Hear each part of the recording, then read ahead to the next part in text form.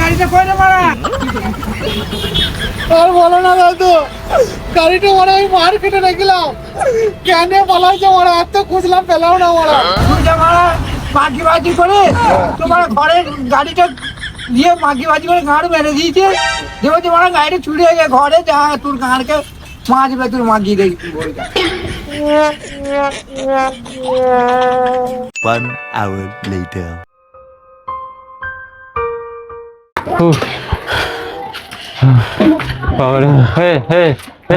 শোন, দাঁড়া বলছি, এমন করে আর কত দূর যাবো, পাড়ায় পাড়ায় কত দূর ঘুরবো?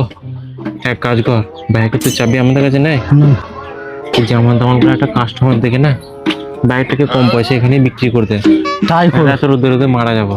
ঠিক আছে স্যার। একটা লোক বসে আছে, বুঝেছিস? হ্যাঁ চ, ওই লোকটা গিয়ে বাইকটাকে বিক্রি করবি। চ দেখি। বলবে বল। দাদা, বলছিলাম যে আমরা না এখানে একটা কাজে এসেছিলাম, তা আমরা এখন একটা বিপদে পড়ে গেছি, আমাদের খুব টাকার দরকার, তারপরে এই বাইকটা আমাদের কম টাকায় বিক্রি করে দেবো, তো তুমি কি নেবে? তা বলছি গাড়িটা ক টাকা নেবে দাদা? ওই কত নেবে? ওই 15-20 মধ্যেই দিয়ে দেবো দাদা। যাও, 15-20 মধ্যে দিলে 15,000 দিলেই হয়ে যাবে। ঠিক আছে তাহলে, বাইকটা একবার দাও চালিয়ে দেখি তাহলে কেমন আছে।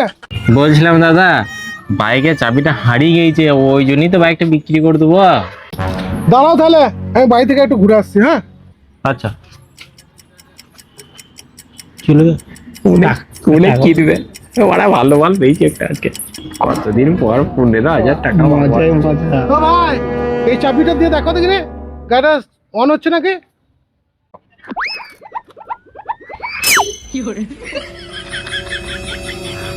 শালা চুদি ভাইরা, শালা